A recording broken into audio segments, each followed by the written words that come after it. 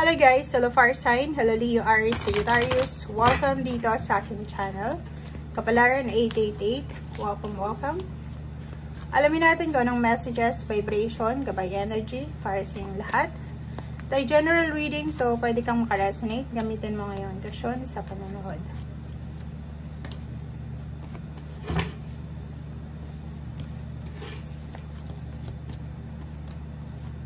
Okay.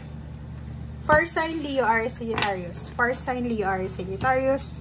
Pathway, poverty. Oh. Official person, mature. Oh, wow.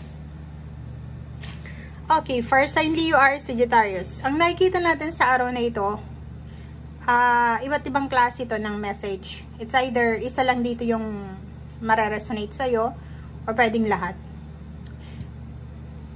Nakikita ko sa'yo, if you're a single person, posibleng nag-sign up ka sa isang dating website or dating application, and siguro may kausap ka na isang medyo may edad na, senior citizen na siya nasa 60 plus above, and pwedeng ibang lahi siya, pwedeng Pinoy, pwedeng nakatira siya sa ibang bansa, parang gano'n. Nakikita ko sa'yo dito na pwedeng nagpaplano siya na pumunta ng Pilipinas para pakasalan ka or kung ano pa man, comment down below. Okay? So, nakikita ko rin sa'yo dito, may mga financial problems kayo. Like yun, yung mga single dito na may problema sa pera, pwedeng isa sa posibleng maging solusyon mo ito. 'Di ba? Makakuha ka ng isang medyo may edad ng karelasyon, na ibang lahi, na pwedeng siya yung maging daan, siya yung pag-asa mo, siya yung liwanag mo dito sa problema mo sa pera. Okay? Comment down below guys. Okay? So, if you are resonated dyan, pwede kang maka-resonate yan. Tingnan mo. 'Di ba? Isang matanda, isang medyo may edad na senior citizen, na lalaki or babae man siya, ang posibleng magiging liwanag mo, magiging sagot sa problema mo sa paghihirap pinansyal. Isang lalaki na mas maedad pa sa'yo, ang magiging parang stepping stone mo para makaalis ka sa paghihirap. Siya yung aangat sa'yo. Siya yung magbabangon sa'yo dyan sa kinasasadlakan mo. Okay, next is official person. Nakikita natin dito na if ever may mga naghihintay ng promotion, salary increase, or kung ano man to na empowerment na hinihintay nyo, paki-comment sa comment section, Fire sign, Leo, Aries, Sagittarius, or naghihintay ka ng trabaho. Posibleng sa araw na ito, makakuha ka ng balita, good news, na may mga bakante na sa company na ina-applyan mo. Great fortune number 8, isang unexpected money.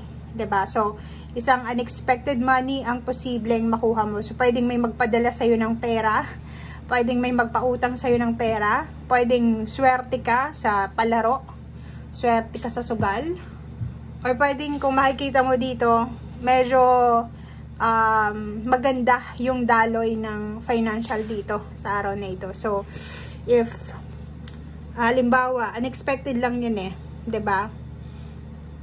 Sa loto, or pwedeng paraffle, or kung ano man yung napa-contest na yan, pwedeng ikaw ay swerte sa araw na ito.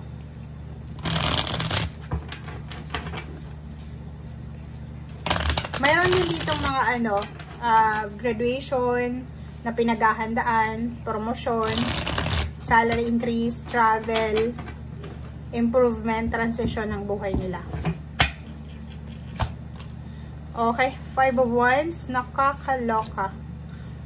Ingat-ingat lang doon sa mga fire sign, Leo, Aries, Sagittarius na may asawa, nasa committed relationship kayo, it's either kasal or girlfriend, boyfriend. Hindi ito related dito ha, iba siya. Posibleng magkaroon kayo ng hindi magandang pagkakunawaan or pag-aaway. Pwedeng hindi kayo magkasundo. Pwedeng magkaiba yung point of view nyo, or pwedeng magkaiba yung gusto nyo sa araw na ito or sa buhay nyo. Sinasabi ng baraha sa'yo dito, it's either isa siyang water sign, Pisces, Scorpio, Cancer, or kinakailangan mong maging mahinahon dito sa araw na ito para makaiwas ka sa gulo, makaiwas ka sa kung ano man na problema. mayroon din ditong posibleng nagbabalak magpakasal na hindi sila magkasundo sa kung ano yung color ng damit, motif. Basta may nagpa-process dito ng kasal, ng documents or kano pa man. And sa araw na ito, pwedeng mag-away sila kasi hindi sila magkasundo. Magkaiba sila ng ng point of view sa araw na ito. Okay, nakakaloka. Nandito yung Nine of Cups, isang occasion to. Isang family events. Nakakaloka. Reverse yung victory and success. So, yun na nga. May mga plano siguro kayo. Plano regarding sa celebration or family events, graduation, or pwedeng ikaw, fire sign Leo or Sagittarius, nag-i-expect ka na yung anak mo is may award sa graduation niya or sa kung ano pa man. And, nag-i-expect ka ng isang bonggang celebration. Pero ang nakikita natin dito, walang victory and success na posibleng i-expect ka for the several months siguro. So, comment down below, if resonated ka dyan. Kaloka to. Knight of Swords. Nakikita ko sa'yo dito na naghihintay ka ng pera. If ever man unemployed ka, naghihintay ka ng sagot sa mga inquiry mo. Okay? And, naka-reverse yung Four of Swords, hindi ka matahimik. Medyo ka ngayon? Medyo nag-aalala ka. Financially, sobrang nag-aalala ka sa ngayon. Okay? Kasi, siguro, ubos na yung ipon mo. Or siguro, kung makikita mo tong Four of Swords na ito, reverse siya, hindi siya masyadong peaceful. Diba? So, sa araw na ito, medyo balisa ka. Medyo hindi mo alam kung ano yung pwede mong i-react. Lalo na sa usaping pera. Negative yung pera. Negative yung success dito. Okay? Kahit sinasabi ng barahan na may promotion sa trabaho dyan, pero nakikita natin yung iba, since hindi naman kayo pare-pareho ng kapalaran, sinasabi sa'yo dito na may medyo hindi mapakali, disappointed, dahil sa kung ano man tong hinihintay niyang pera, ay hindi dumating. Diba? Wheel of Fortune, sinasabi ng bara, huwag kang masyadong magpanik. Kasi nagpapanik ka dito sa Four of Swords Nagpapanik ka kasi hindi mo alam kung, ang tawag dito, kung may second chance pa ba. Second chance, or posibleng kailangan mo pa bang umasa. Parang ganun. Comment down below guys, if resonated ka.